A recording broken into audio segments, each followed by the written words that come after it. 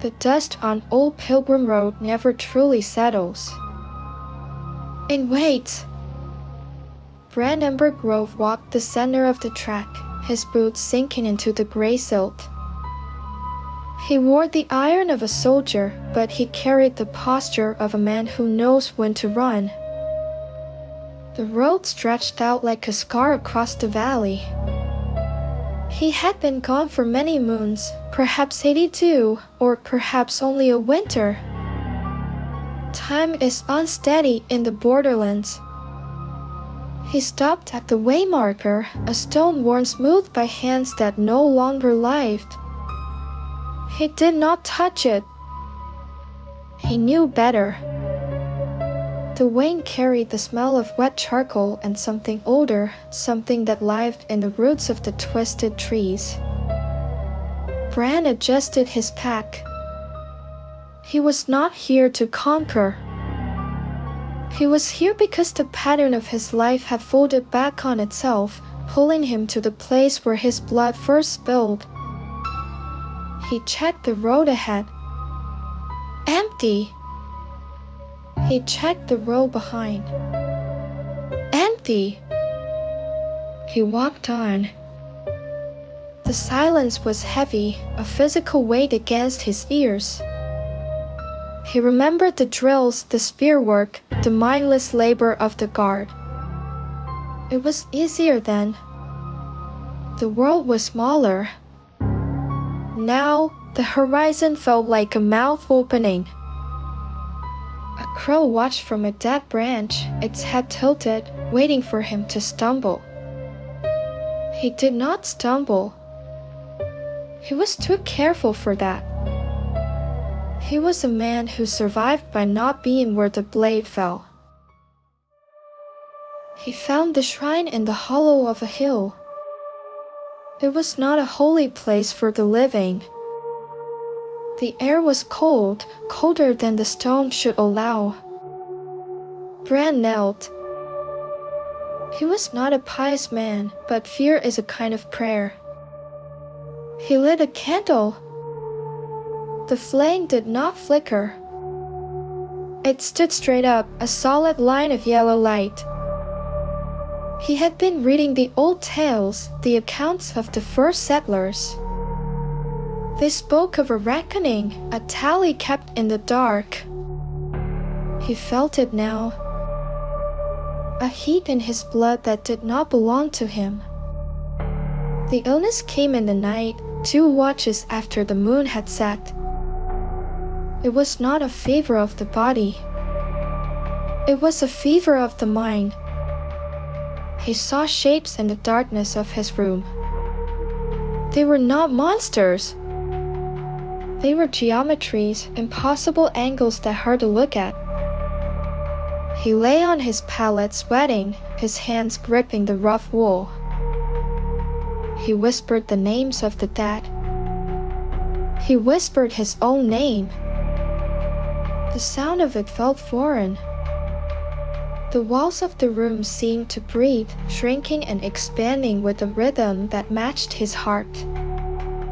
He knew he had been marked. The omen had broken against him. He tried to stand, but his legs were water. He was a soldier, a man of cunning and strategy, but there is no strategy against the inevitable. The candle burned down to the wick. The darkness rushed in, not as an absence of light, but as a presence. Wind Thornwood came with herbs and quiet hands. She did not ask what was wrong. She knew. She pressed a poultice to his forehead. The smell was mint and rot. Bran felt the heat leave him, but the cold remained. It was a cold that lived in the marrow. He thanked her. He lied to her. He told her he was well. He stood by the window. The sky was the color of bruised iron. Many dusks had passed, 40 perhaps since he arrived, but the light was failing faster now. The shadows were lengthening, stretching across the floor like grasping fingers. The birds had stopped singing. The wine had died. The world was holding its breath. He heard it then. A sound in the yard. The crunch of bone on gravel. He knew that sound. It was the beast. It had found him. It had always been finding him. His life was not a line. It was a circle. He had walked this road before. He had died in this yard before. The realization hit him with the force of a blow. He grabbed his spear. His hands were shaking. Not from fear, but from recognition. The door groaned. The wood splintered. He did not run. Where would he go? The world is small. The pattern is tight. He thought of his loyalty, his service to a banner that meant nothing now. He thought of his cunning, his ability to outthink opponents who played by rules. This thing played no rules. It was the end of the cycle. The door gave way. The smell of the beast filled the room. It smelled like the grave. It smelled like time. Bran raised the spear. He knew it would not matter. The chronicle was already written. It was just the ink drying on the page. The beast moved faster than thought. It was a blur of fur and teeth. It was the dark made flesh. There was no pain at first.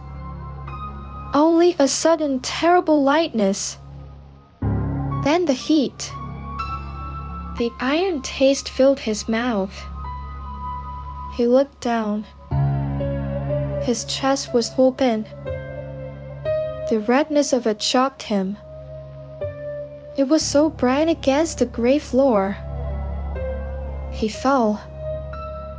The spear clattered away, useless. The beast stood over him, its breath steaming in the cold air. It did not roar. It watched. It was waiting for the light to leave his eyes. Bran tried to speak. He wanted to say a name. Any name. But his throat was full. He thought of the road. He thought of the dust. He thought of the waymarker stone. He understood now. He was not the traveler. He was the marker. He was the thing that other travelers would avoid. The darkness crept in at the edges of his vision. It was not an enemy. It was a homecoming. The beast lowered its head.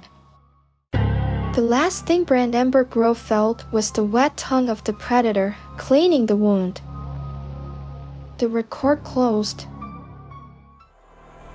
The bells rang out from the village, many bells, 71 or more, signaling the end of the watch. The room was still. The blood was drying, turning black in the dim light. The door stood open, framing the empty road. Then a shadow fell across the threshold. It was not the beast. It was a woman, Cora Embergrove, a smith by trade. She carried a hammer in one hand and a ledger in the other. She stepped over the broken wood. She did not scream. She did not weep. She looked at the body on the floor. She looked at the book on the table, the one Bran had been reading. She set the hammer down. She opened the book. She began to read the first page, her lips moving silently, tracing the words that would lead her to the same end.